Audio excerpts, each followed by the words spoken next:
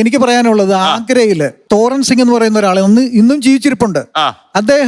അദ്ദേഹത്തിന് ചെറുപ്പകാലത്ത് പറയാണ്, ഞാൻ പഴയ ജന്മത്തില് ഈ ജന്മത്തില് നിങ്ങളുടെ 6ാമത്തെ പുത്രനാണ്, പക്ഷെ കഴിഞ്ഞ ജന്മത്തില് എന്റെ പേര് സുരേഷ് വർമ്മ എന്നായിരുന്നു. സുരേഷ് വർമ്മ മരിച്ച് 3-ാം മാസമാണ് ഈ പയ്യൻ ജനിക്കുന്നത്.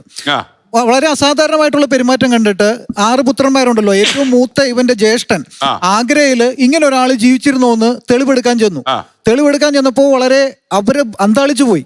കാരണം സുരേഷ് വർമ്മ എന്ന് പറയുന്ന ഒരാള് റേഡിയോ ഹൗസ് എന്ന് പറഞ്ഞിട്ട് ഒരു ഷോപ്പിംഗ് സെന്റർ നടത്തിയിരുന്നു. ആ ആള് പറയുന്ന എല്ലാ കാര്യങ്ങളും ഈ കുട്ടിക്ക് അറിയാം. ഈ കുട്ടി ചെന്നിട്ട് അവരെ പല ടെസ്റ്റുകൾ നടത്തി. ഇവരുടെ ഷോപ്പിന് മുന്നിലൂടെ വളരെ സ്പീഡിൽ ഇവരുടെ ജീപ്പ് ഓടിച്ചിട്ട് പോയി. അപ്പൊ ഈ കൊച്ചു പറഞ്ഞു, നിർത്ത്, എന്റെ ഷോപ്പ് എത്തിയെന്ന്. അവൻ തുറന്ന് അതിനകത്ത് കയറിയിട്ട് പറഞ്ഞു, ഇപ്പോൾ ഇത്രയും കാലങ്ങൾ കഴിഞ്ഞു, ഈ പയ്യനന്ന് 14-15 വയസ്സേ ഉള്ളൂ. ഇത് അവൻ പറഞ്ഞു എന്നെ പലരായിട്ട് കൊന്നതാണ് എന്ന് പറഞ്ഞു. അങ്ങനെ ഇവരുടെ ഭാര്യയ്ക്ക് തോന്നി എന്നാ ഇതൊന്ന് തെളിവെടുക്കണമല്ലോ. അങ്ങനെ രണ്ടാമത് കേസ് റീഓപ്പൺ ചെയ്തു. കേസ് റീഓപ്പൺ ചെയ്തപ്പോൾ പറഞ്ഞതെന്ന് വെച്ചാൽ എന്നെ പോയിന്റ് ബ്ലാങ്കിൽ വെടിവെച്ച് കൊന്നതാണ്. വെടിവെച്ച് കൊന്ന പാട് ഇവിടെ ഉണ്ട്, ബുള്ളറ്റ് പോയ പാടാ ശരീരത്തിലുണ്ട് ഈ കുട്ടിയുടെ.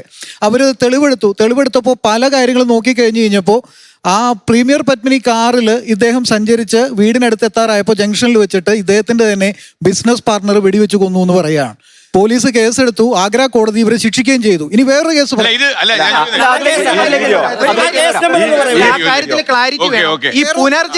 ഈ പുനർജന്മം എന്ന് പറയുന്നത് മനുഷ്യർക്ക് മാത്രമേ ഉള്ളൂ.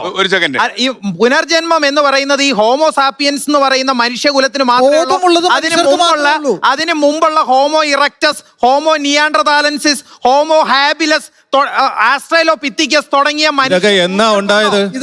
ഇതൊക്കെ എന്നാ ഉണ്ടായത്? ബയോളജി